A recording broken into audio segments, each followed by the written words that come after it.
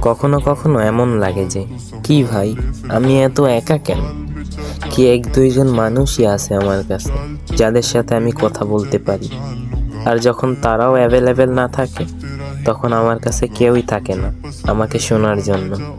মিথ্যা বলবো না, অপেক্ষায় থাকি তাদের মেসেজের। কারণ উদাস যে আমি, আমার কথা তাদের কাছে বলার জন্য। এই রাতের সময়টাও অনেক অবাক লাগে বলো। যেটা ভাবার না তখন সেটাও ভাবতে লাগে। সব সময় না, তবে কিছু কিছু সময় অবাকই লাগে। না কোনো কারণে খুশি আমি, আর না কোনো কারণে উদাস হতে পারি।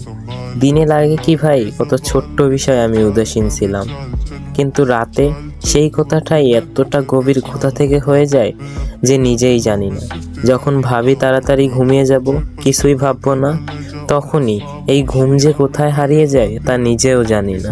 আমি সত্যি খুব ক্লান্ত নিজের সাথে নিজের।